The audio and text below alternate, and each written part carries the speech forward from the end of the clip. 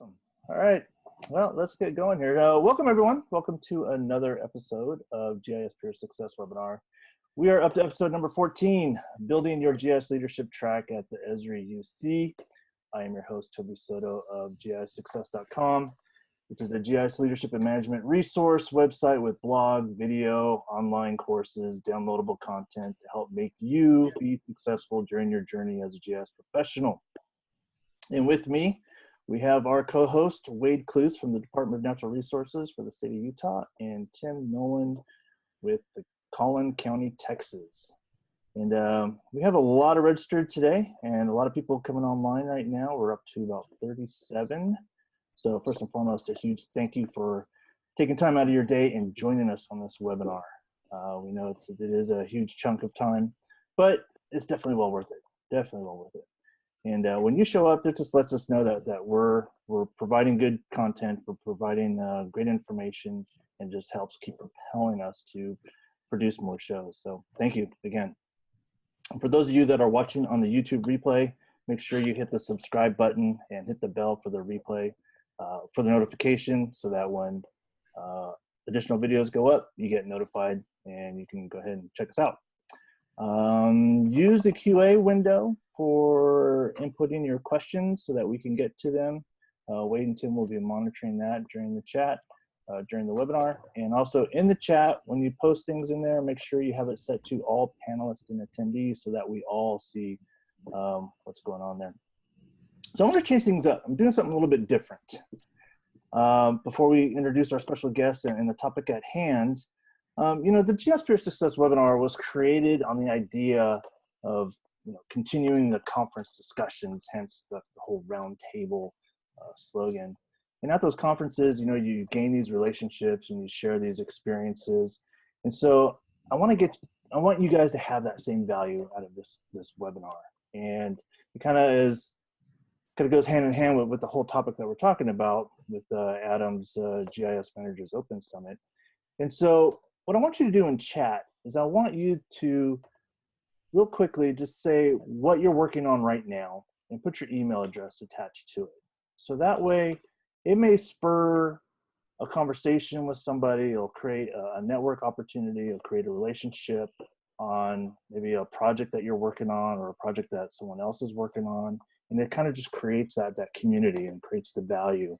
And so if you would do that, I would really appreciate it. We'll also post that in Slack so that you can kind of peruse it, because I'm sure there'll probably be a lot of different projects that people are working on. But that way it just kind of brings this community closer. It brings it tighter, and it just shares the experience and shares your knowledge. And so I'm going to do the same thing with Tim and Wade as well. So I'm going to find out, Tim, what are you doing now? Since, everyone already knows who we are. We've been doing this for quite a while.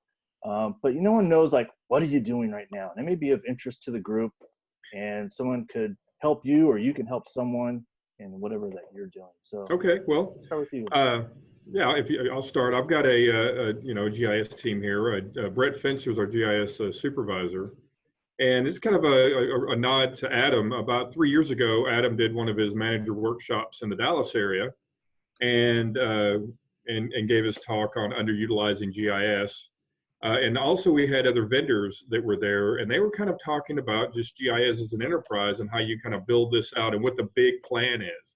So over the last 3 years, we've been budgeting piece after piece, server, hardware, so we've been kind of slow on, building cool things. I mean, we've done some election related stuff, but we finally, I think this is our final budget going into where we'll get Arc Monitor, and then we'll have everything we need. We've got Geo Event Viewer, we've got all this cool stuff that we're ready to just like unleash.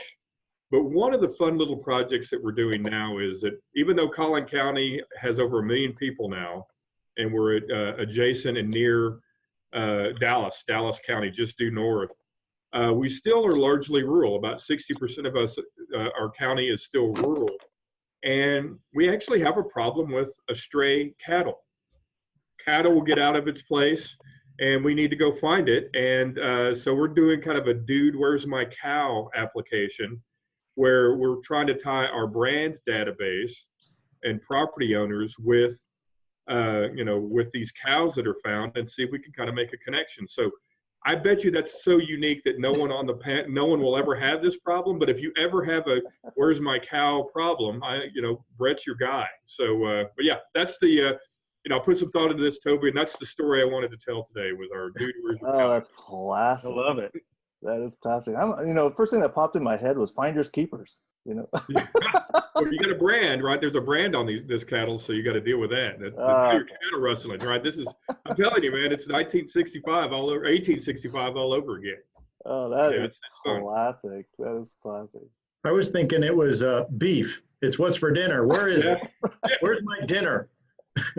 Where's the beef, right? That could be the name of the app. Where's the beef? That's great. I love it. Love it. All right, Brett, if you're online here, listen to here's the feedback. Oh, you only get this right here,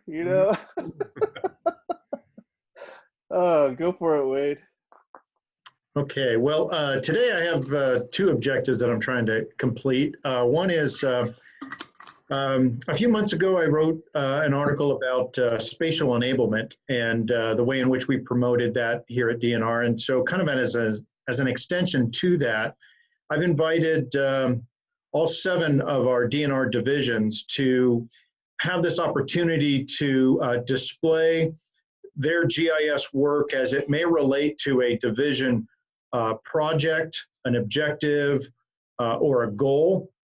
So I give them this opportunity to kind of highlight a GIS application at DNR with the idea that we're going to present this in a prominent place in our office. And they have a lot of latitude in terms of what the message they want to put into it, what it looks like and things like that. But what I'm working on is to interpret that GIS, the role GIS had in that project, and pull from it the business benefits that were delivered. So I write up this short, brief write-up for each of these posters that we'll promote. And I write that really to have a target audience of DNR managers that have problems to solve or a spatial situation to understand or a story to tell.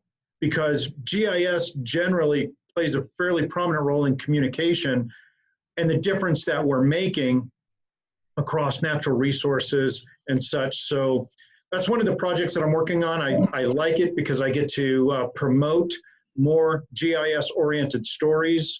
And if I can begin to influence other managers here that are responsible for a program, if they're not already using GIS as a business support function, then that's what I want to get them to understand, is they all have a story to tell, whether it's trying to secure funding or trying to outcompete another project for funding.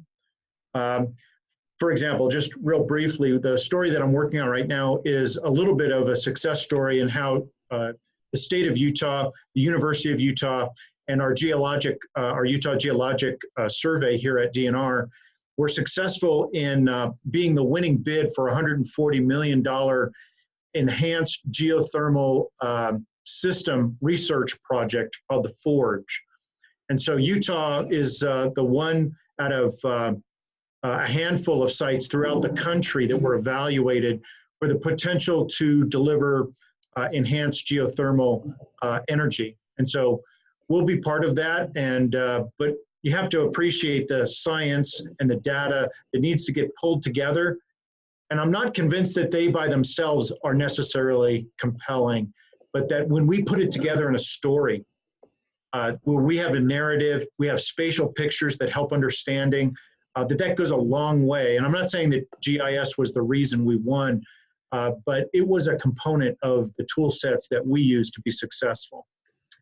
So that's the one thing. And then the real fun thing I'm doing today is I am planning my weekend kayaking trip down the Little Grand Canyon in Utah, along with the Green River. So I'm mapping where I'm going to be and how I'm going to get there. Nice. Or in other words, you're mapping where we need to rescue you, right? So that might be. That map. That might be. That's it for me. Then you just throw up that drone that kind of follows you. Man, now you got something going. Absolutely. That'll be the next month's talk. Yeah, right. Yeah. Find Wade. Where's Wade? Yeah. Oh, it's classic. Well, for myself, I wear two hats. So I'm also a GIS consultant with my Soto Media company. And lately, what I've been working on is a lot of intergov ERP integration with GIS. It seems like Tyler Industries has really been taking over a lot of the ERP systems going on with local government. So I've been tapped a lot to provide support services for ERP and a lot of GIS integration. So that's the one thing. But the other thing is with GISsuccess.com. That's my other hat. And I'm working on turning the GIS leadership training and development scene on its head. And you're like, what is he talking about? So hot off the presses, I was just talking with a lot of colleagues about this, and I'm working on building the GIS membership for GISsuccess.com. And it's an on-demand, unlimited access to GIS leadership courses, and also have monthly deep dive workshops and live group discussions. And so this is something that supports my whole idea of just-in-time learning. You're able to do some deep dive learning that's actionable that you can take with you and start implementing immediately. And it's a low barrier of entry. So it's low cost. There's no flights, there's no hotel. It's available 24/7. And also it's agile. And it keeps up with the relevant topics and things that are happening currently and in time. So if you want to learn more, I'm going to have a webinar next Thursday. It's going to be next Thursday, 12 p.m. PST Pacific, and I will post the Zoom link on the chat, so you can join me if you want to learn more about it. So really excited about it. This is like, just keep ratcheting and pushing GISsuccess.com to the next level. And it's all about providing service and providing meaningful content to get you guys to the next level as well. So, we all struggled trying to get to where we are today, trying to find case studies and reference materials and people to help you get there along the way. And I'm just trying to make that really easy for you guys. So anyways, those are the things that I'm working on. Really excited about it, and I hope you guys do as well. So we have our special guest with us today. It's Adam Carnow, Esri's Community Evangelist, on the topic he knows best. So Adam has over 25 years of experience as a GIS practitioner in the public and private sectors, as well as academia. In his current role, Adam is a keynote speaker, thought leader, and technology evangelist, helping organizations get the most out of their GIS investment and making a difference in their communities. He inspires customers to maximize their return on investment in the ArcGIS platform. He works closely with Esri teams and partners to assure customer success, and he helps organizations use the ArcGIS platform to transform from map makers into solution providers through the application of location intelligence to deliver spatial insight. And he's also responsible for putting on the EsriUC GIS Managers Open Summit, which is something that we'll also be talking about here today. And so thanks for joining us, Adam. It's been a while. Yeah, thanks a lot, Toby. Thanks for having me. Thanks for a great opportunity to get the word out about the various events and activities at the upcoming user conference for folks interested in GIS success. Absolutely. Realm. Just a quick story that this whole webinar series came out of your GIS Managers Open Summit. Cool. 2 years ago, Wade and I had this discussion, like we need to create something to continue these discussions, because there's so much knowledge and so much knowledge transfer and so many relationships that are developed here. It's like, it's sad that it just kind of drops off after the conference. And it's like, right. We have the technology now. Let's just get this thing going. So yeah, 2 years ago we had that discussion, and here we are today. Cool. Yeah, I've been involved with the Open Summit since 2014. So it's been great to watch it develop over the years. Well, yeah, this EsriUC, it just keeps getting bigger and bigger every year. So what ends up happening, that agenda gets bigger and bigger. And it not just goes, deep, it starts to go wide. I mean, you guys are covering so many areas of interest. it really gets difficult to really find those nuggets that you're really looking for, that you really want to attend. And so it gets harder and harder to find these things. And so, you know, that's why it's great to have you on to help guide us and bring out those events that we really should be focusing on to maximize our time and efforts there at the conference. Yeah, happy to, because, you know, I've been there trying to figure out where to spend my time, and it's not easy. So you definitely need to put some time into it before you get there to get the most value out of that event. So there's lots of different ways you'll feel pulled in different directions. So I and a lot of other folks at Esri really try to go out of our way to try to create some sort of individual guides. So I can actually start to show some of this stuff. We're ready for that. You ready for me to show that? Yeah. Go Okay. for it. Cool. So this is the Esri User Conference website. But before I go there, what I'd like to show is GeoNet. So hopefully everybody is familiar with GeoNet, and on GeoNet, it is the Esri online community. So what I want to make sure you're aware of, this is the home page for GeoNet once you get in there. And what you'll see under the communities drop down is one called events. So if you click on that, you'll see different events here at the top. And if I then click on user conference, you'll see a whole bunch of content here about the user conference. And then one of the key things you'll see over on the left here is this category of 2019 UC industry flyers. So if I click on that, what that's going to show me is a series of flyers created by Esri staff to direct you to specific suggested activities depending on your level or your area of expertise. So you can see one, here's one on if you work for a nonprofit or global organization. Here's one that talks about the startup zone. Here's one if you're into environment and natural resources, education events, health and human services, et cetera, et cetera. And so I created one here, GIS Manager Events and Activities. So if you click on that, it will bring you to a little blog post with a link to a PDF. And that PDF is what I've got up and running right here. So what this, I've spent a lot of time pouring through the agenda and tried to pull out what I would recommend, and that's what's in this flyer. So check it out. It's got hyperlinks in it, so it's intended to be used in a digital format, but you can print it out as well. What I did first, which I thought was needed, was a definition of the different types of sessions. So that was hard to find, and I put that out. There are pre-conference seminars, some really valuable stuff there. You know, if you're going to UC, definitely check out pre-conference stuff that happens on the weekend before. A lot of huge value there.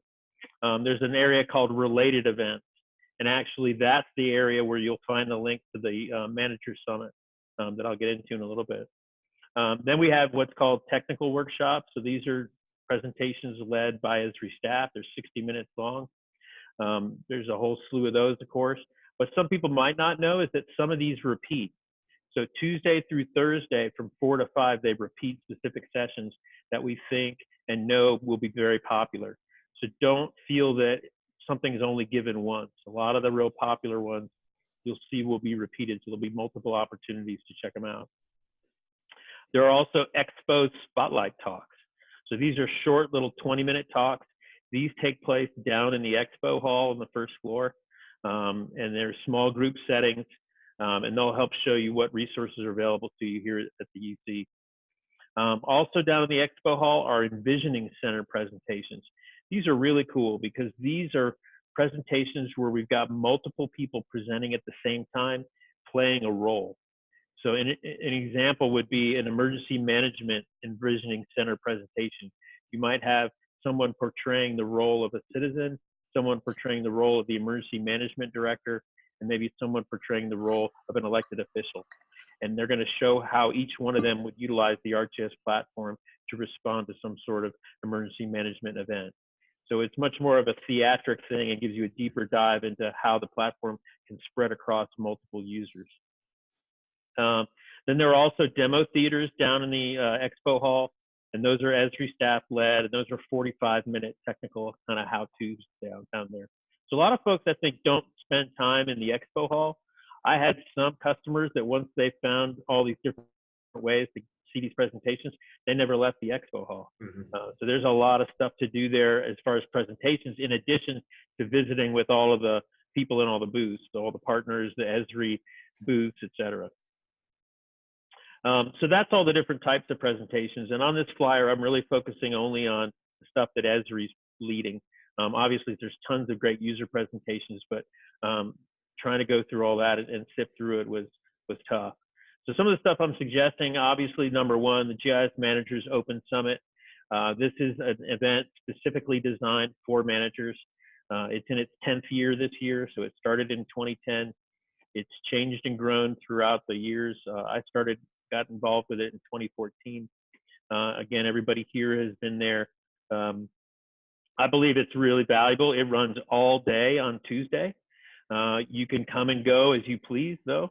You don't have to stay the whole day. And I'm going to get into the agenda here in a little bit. Next thing I wanted you to know be aware of is this implementing ArcGIS community on GeoNet. So this is a really important part of GeoNet that you should know about.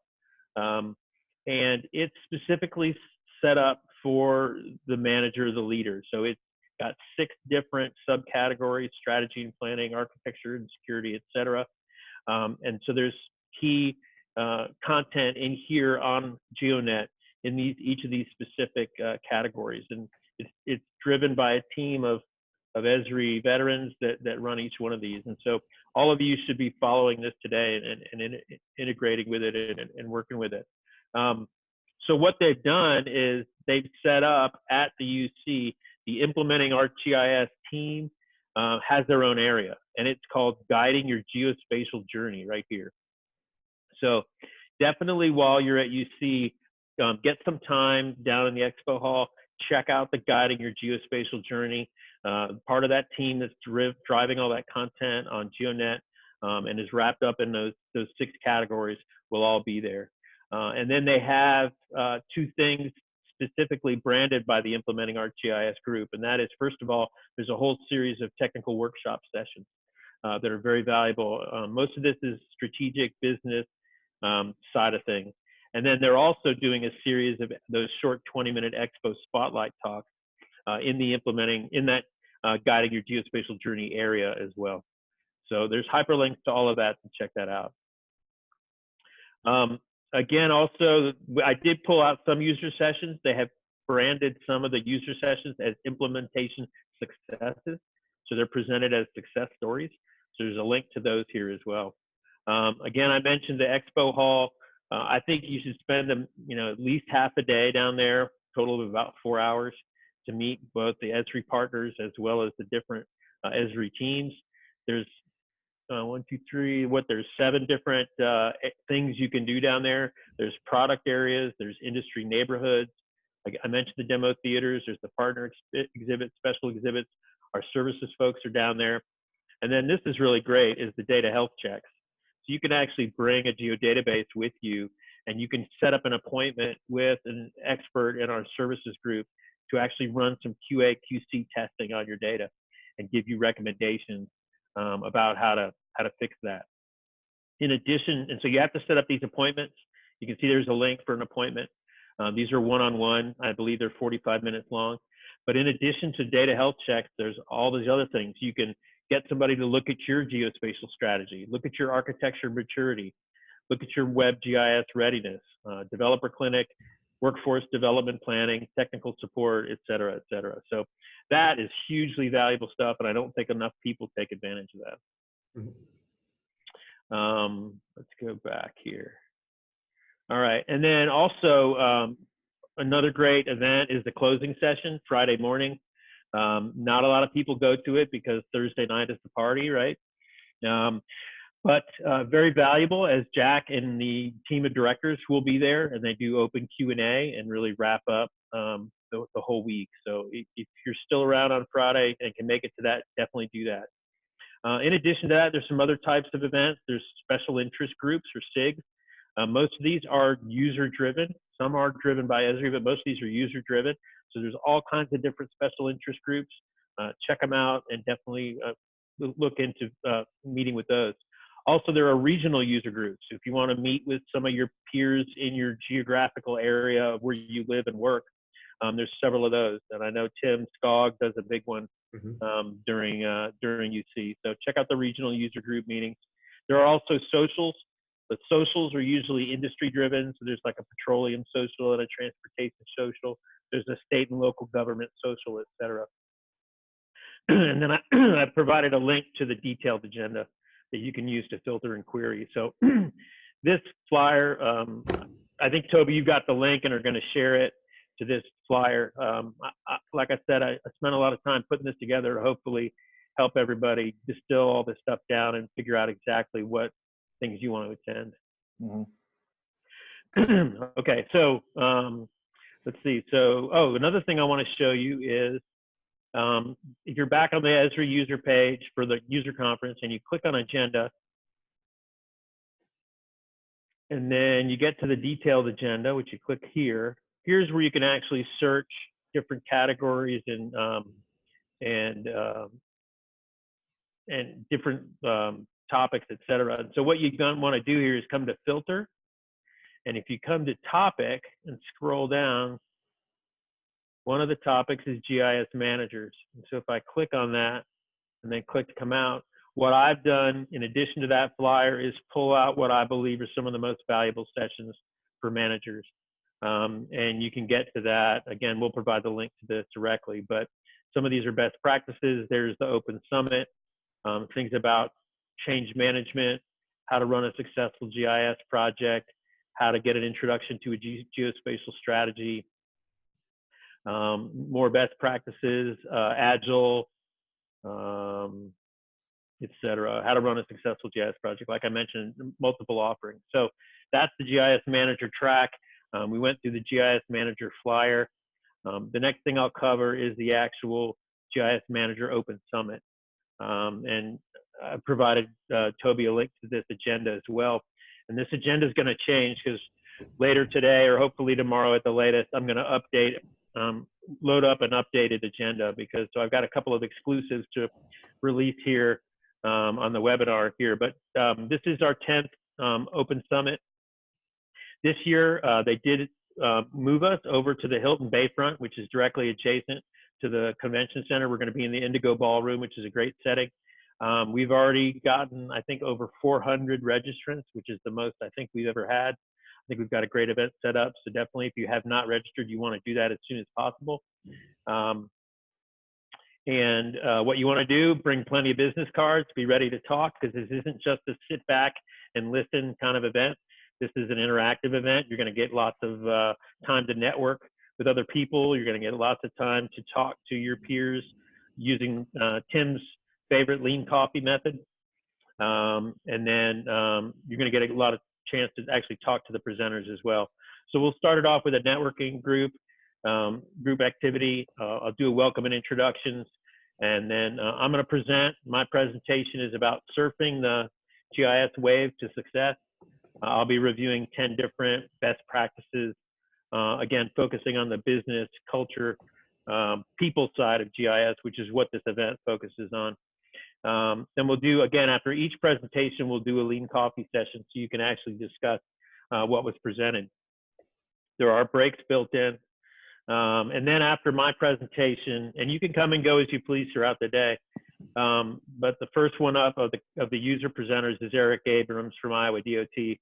All these folks are invited exclusively to present here. They're rock stars. They're people you can learn from.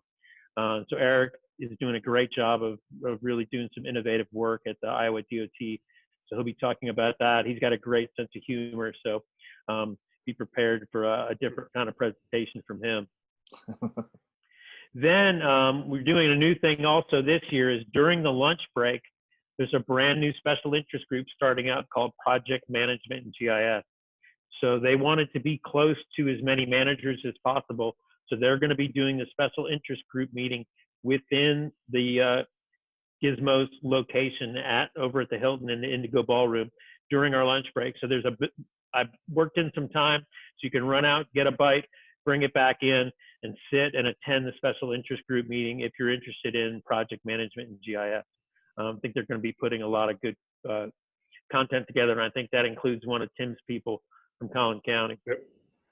Yeah, Brett Finster, he might be doing a talk. He's working on it now. So Awesome. It'll be a great story. Awesome. Okay. After that, we'll have Brandy Rank, and if you haven't seen Brandy present, you're in for a treat. If you're going to be here, she's one of a kind, rock star, and she definitely will push the envelope here on what to talk about as a GIS manager and how to be successful. So I would not miss her presentation. I mean, all of these are going to be that way. Again, Maureen Coffey, we got breaks working in, and then closing up the main 3 user presentations will be Marvin Davis, the GIS coordinator from Oak Hill, West Virginia. And what Marvin is doing is just amazing work. Oak Hill, about 8,000 population. And so you normally think that they wouldn't be big enough to have a well-developed GIS, but Marvin is just doing wonders over there. Amazing work. And so he's going to talk about how he can do that for such a small town.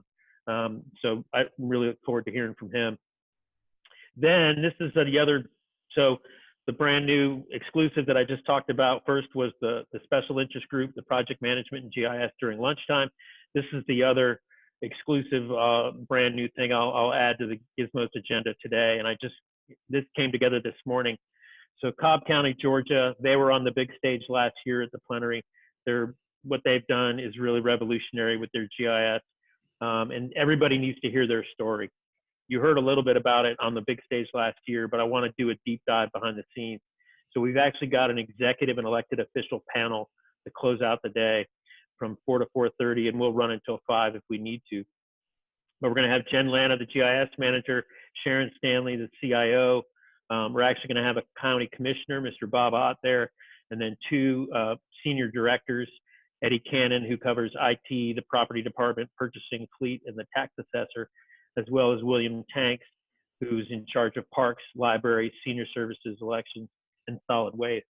And they'll be telling the story of how they revolutionized GIS in Cobb County and how they're delivering value to the community. And then there will be open Q&A with those folks.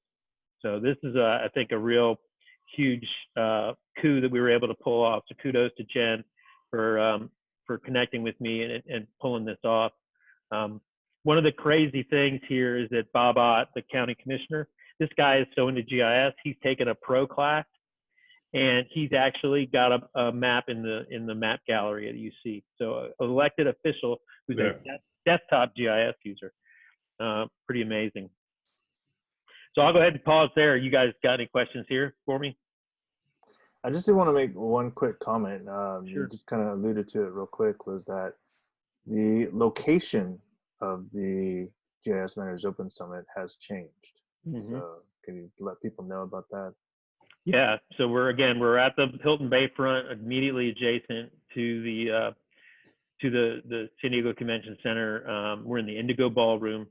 So this is on the south side of the convention center, opposite of where the Marriott is. So you'll walk past the little courtyard where all the food trucks normally are to get to the Hilton. Yep. Yeah, I definitely want people to realize that, the GIS Managers Open Summit is extremely beneficial. Not just the content that you provide and, the time and effort that's put into this, the value created out of that, but also creating the connections. I mean, that's where I met Tim, was actually at that. And I met a lot of other people there too. And it's a great opportunity to exchange ideas and exchange information and best practices. And I really commend you guys for holding your stake and keeping this on the agenda. Yeah, thanks. Yeah, we try really hard to put together. So one of the things, so actually we were supposed to do some poll questions, right? So can you poll some folks out for us, Toby? I'd like to know how many of you have been to, or how many different user conferences of the Esri user conferences have you been to? So we want to do that poll. All right. And after that one, we want to find out, here we go, how many UCs have you attended?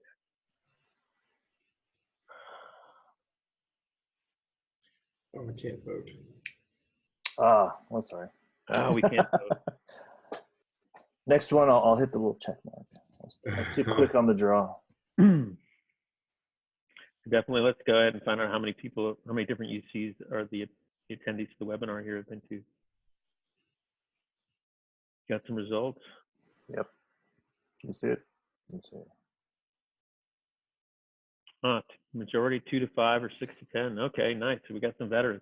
So hopefully you'll see some value in these flyers and other recommendations to help make it easier for you to get the most out of your trip here. So the next poll question we want to ask is, how many GIS Manager Open Summits have you been to? And there's only, this is number 10, so nobody can answer more than 9. Well, you got, I guess, 6 to 10 there. That's fine. I'm going to say, let's see, 2014, 15, 17. I'm going to say 5.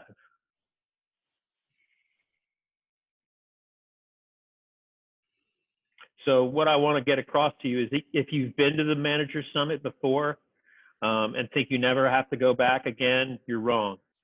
We try to make each one completely unique and deliver more and more value every year. We want you coming back. I understand it's a big commitment. It is a full day. So I see most of people as 0, so that's good. Maybe we'll recruit some new folks this year. But it is a big commitment. It is a full day of your summit, but as Toby said, it's more than just sitting and listening to presentations. Great opportunities for networking, Q&A to the presenters, learning best practices. Again, focusing on the business, people, culture side of GIS, which I don't think we spend enough time concentrating on. We focus a lot on the technology. It's good to hear some more of that other stuff. Hey, Adam, we got a question here. Oh, go ahead, Wade. Well, you beat me to it, Tim. I was just you got it.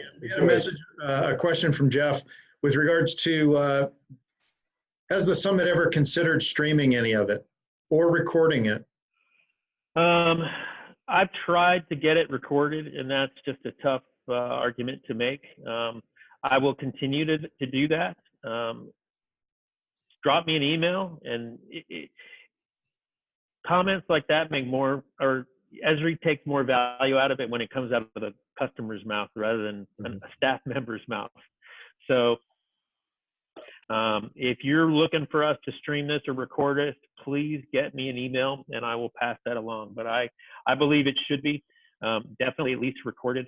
I've tried to fight for that in the past. I've not been successful. So give me, as many of you folks out there that are interested in, email me at acarnow at esri.com and I'll try to put that voice out there.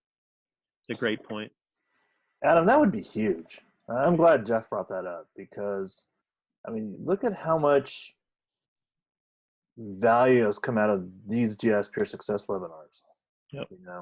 And if you're able to record what you're doing there at Esri's GMOS, I mean, that would be huge. I mean, that's the value, and be able to go back and review and see what's happening, and then you don't have this whole fight between, oh, I got to go to this workshop, oh, well, there's this, and it's just like, it kind of takes that, that struggle of, what should I attend, kind of like off the table a little bit more.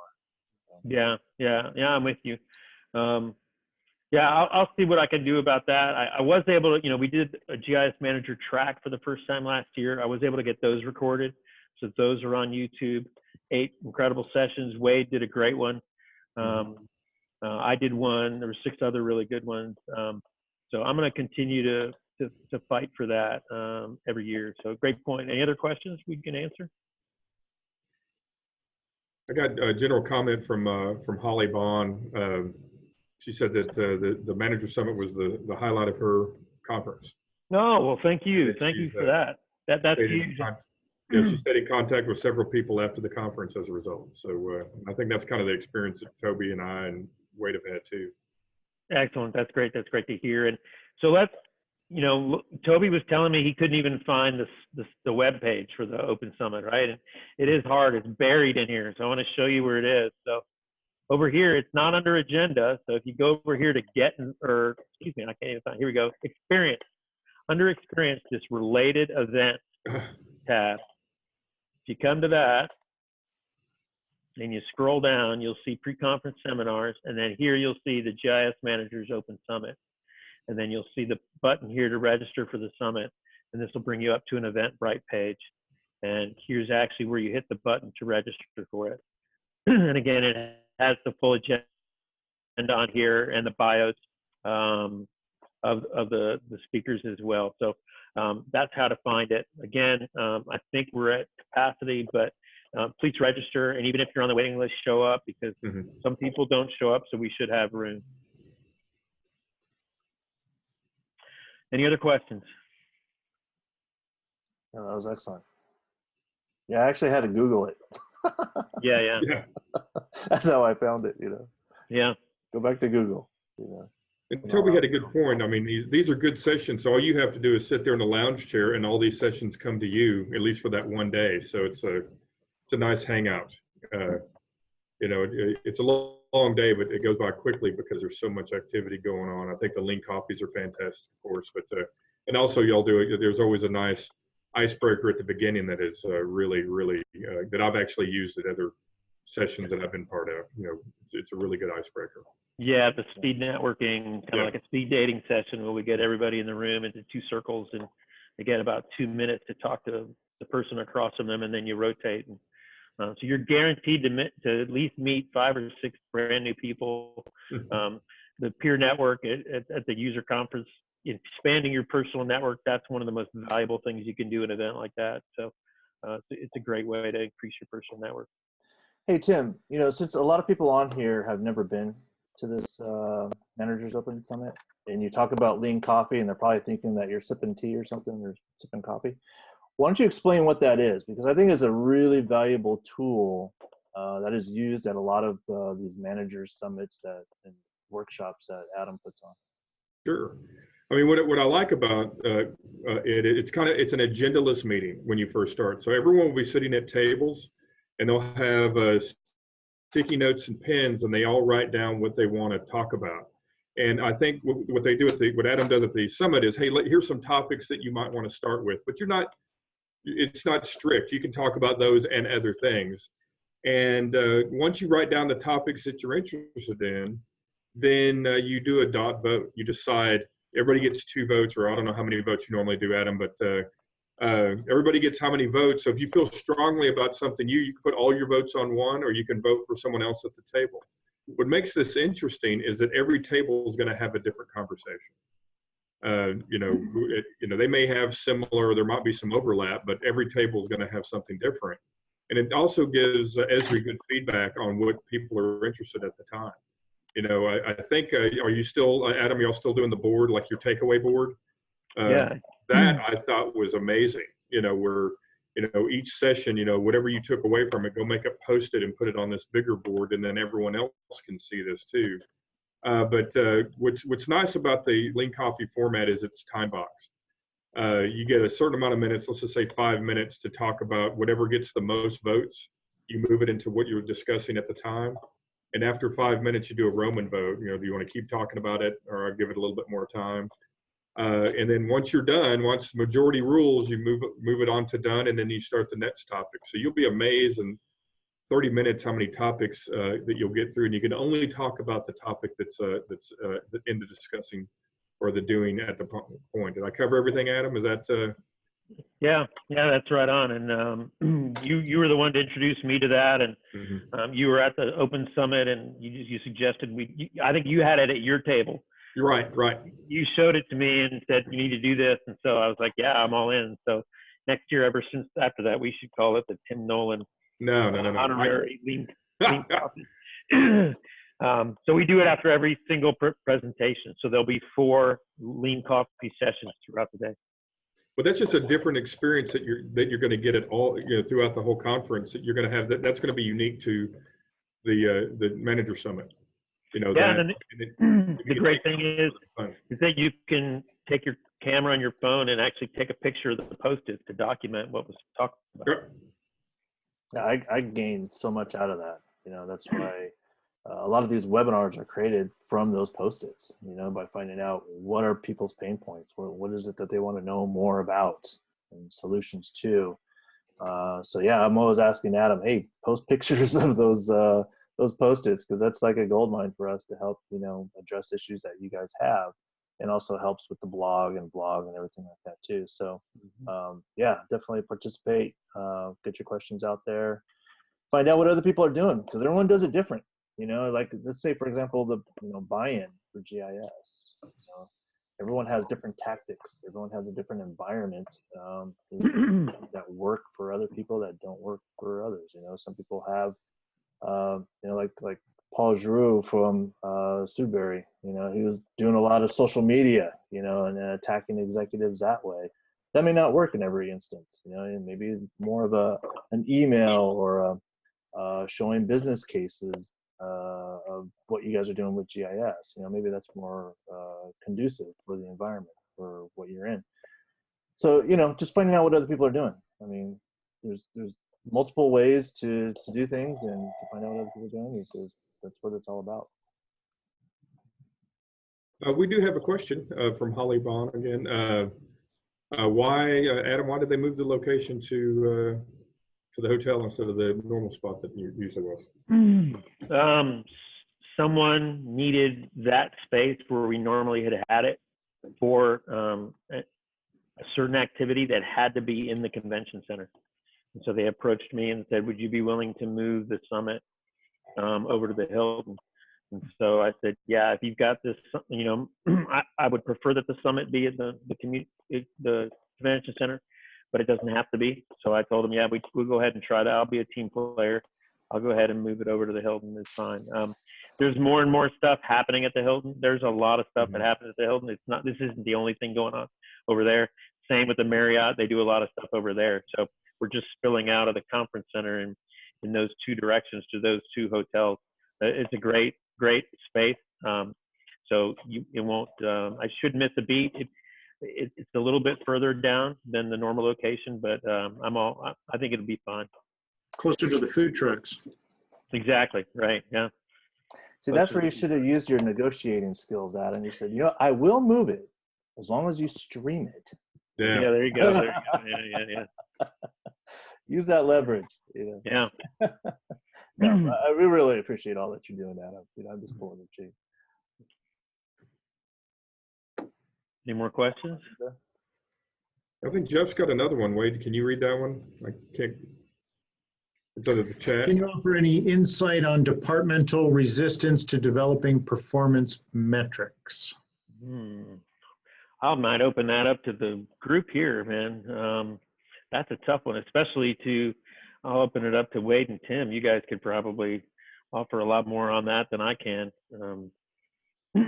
Sure. Well, approaching anybody about performance metrics is a very touchy subject, but I think it is, it's certainly a conversation that GIS people should be having and understand what components make up a valuable performance metric. I'll just give you a little bit of the government experience that I have with regards to that. And maybe government employees are those that don't like to be measured very much. A lot of times they point fingers at others saying, look, because of what this agency does, I can't perform as good as we all want.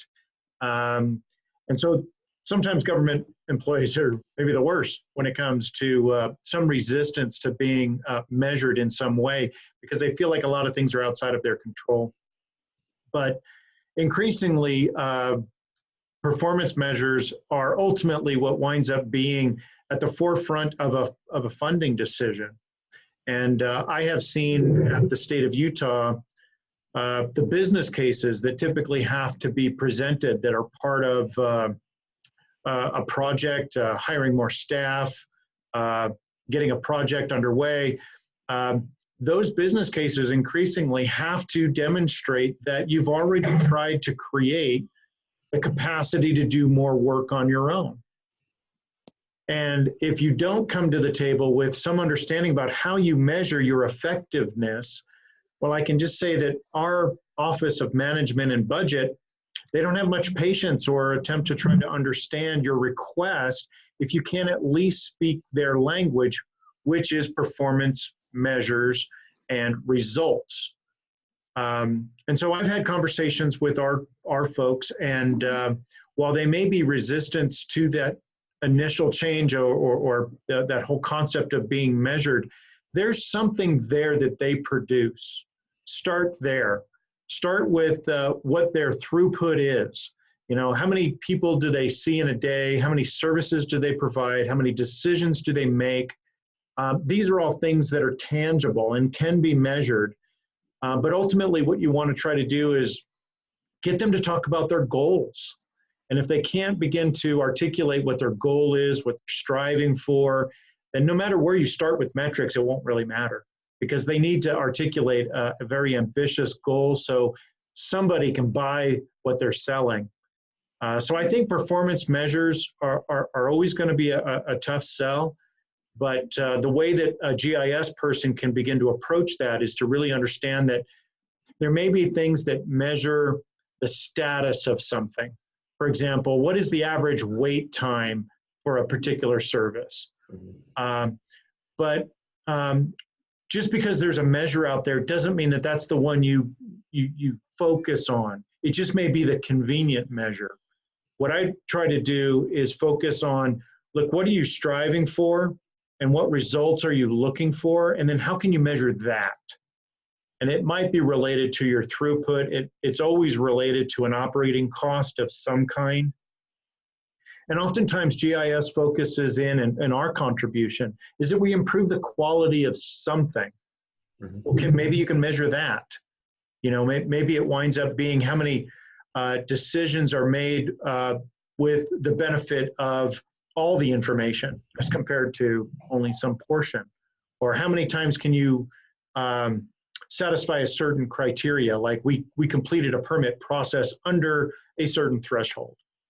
Those are all good things to measure. So I offer that as a bit of context. Looks like we lost Adam there. You know, I'll chime in on this too, is that when I was at the city of Riverside, the performance metrics started coming into to play. And the one thing that was really important was that whatever performance metrics that we established for GIS, that it helped support the goals and the vision of the executive office. And so that way it was kind of a top-down effect that trickled down to make sure that you're focusing your KPIs, your performance metrics into the master goal. You know, so that was one thing that was important that you kind of keep in line, and you weren't like going off in a different direction. So, and that again helps support, you know, the budgetary issues. You know, if you're not able to help support the organizational goals because you have lack of resources and you're showing that through the performance metrics, it helps gain support in order to gain those resources and gain those options to help support the cause. So that's my 2 cents on that one. Yeah, we had kind of the opposite of this question. So we were told by budget and finance, you must have metrics. And we're like, well, you figure that out. You just need to have some. And so we struggled with, well, what is value, right? What is how do you measure, like Wade was saying, how do you actually measure effectiveness? And every once in a while, I think we just sort of stumbled across one. We do, one of our areas over here is addressing, right? Assigning an address. And so we actually created a measure. We'll assign an address within 3 business days of the request. And we were knocking that out. We got them done in a day. And then suddenly we weren't. And if you're actually being honest and keeping with the measure, you may notice, well, how come now it's taking 5 or 6 business days? And what it does is kind of trigger the conversation of, well, what's happening here? Do we need more staff? You know, Collin County just reached 1 million in population. A lot of those folks are moving out into the country.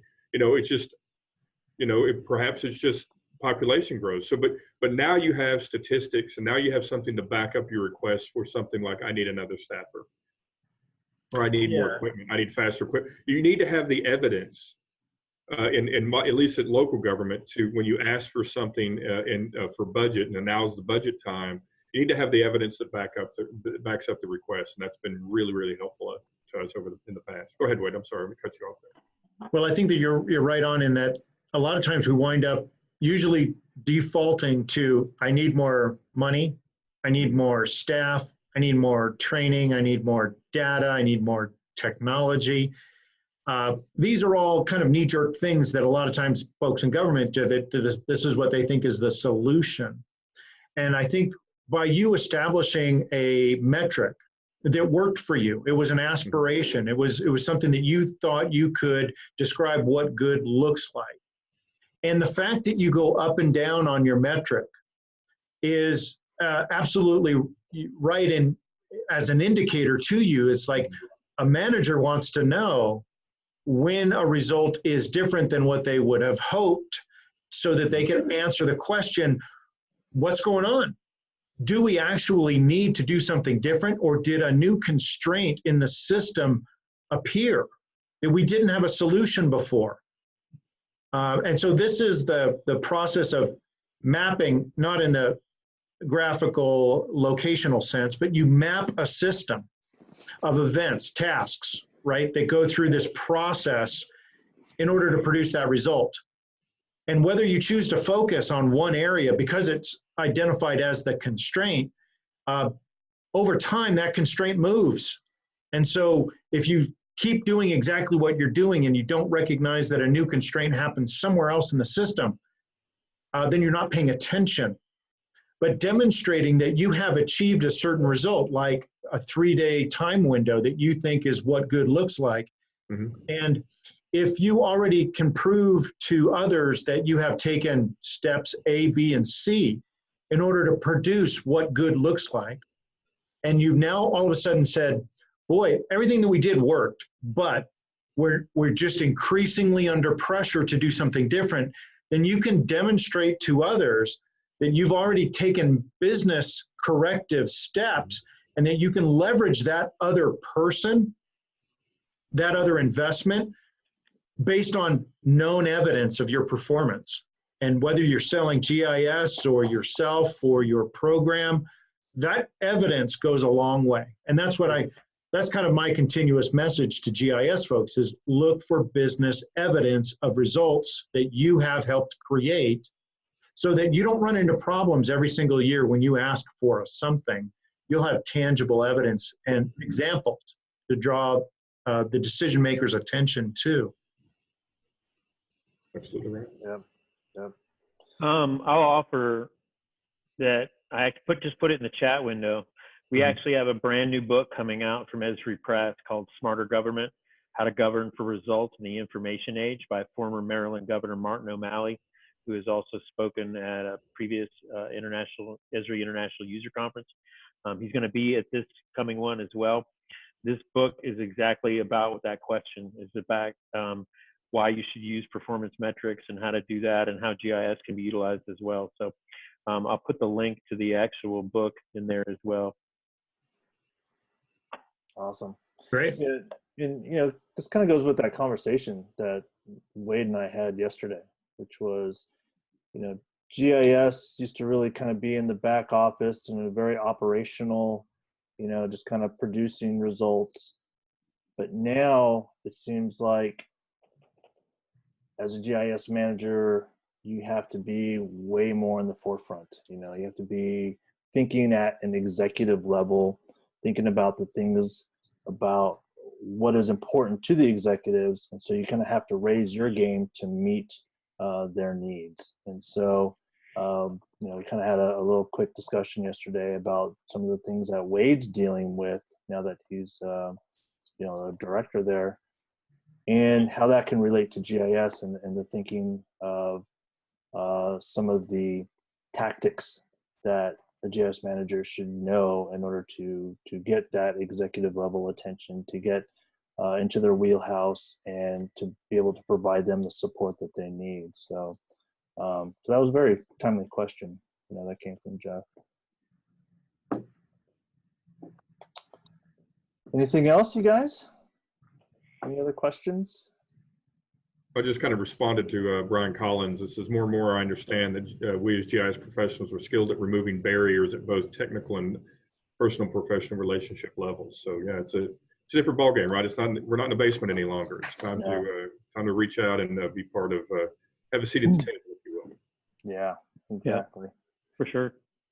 Well, we are at the top of the hour, and I want to be very cognizant of your time, and I really appreciate everyone's input coming to the webinar. Adam, thank you how is the best way for people to get a hold of you? Best way is email, acarnow, A-C-A-R-N-O-W at Esri.com. You can also find me on GeoNet and LinkedIn and Twitter, though, as well. I hang out on all those all the time. So Yeah. any of those ways. And I'm in your Slack channel, too. Awesome. Definitely follow Adam, whether it's Twitter, LinkedIn. He has an immense amount of information and content that he produces and also shares. And it really gets you thinking about some of the things that you should be doing in your organization, a lot of best practices. And it's really focused on a lot of leadership and management. And so it's not a lot of all the technical stuff that you may get from other people from Esri. It's really geared for management. So I would definitely say follow him and see what he's producing there. Thanks a lot, Toby. Yeah, absolutely. So hopefully I hope to see everyone there at the conference. I'll be there. I definitely will be there Tuesday. Definitely will be at the Managers Open Summit. So please stop by. I want to meet you. Let's do a little selfie together. Let's do that. I want to hear your stories and I want to hear your pain points and I want to be involved. So hopefully we can get together and hook up.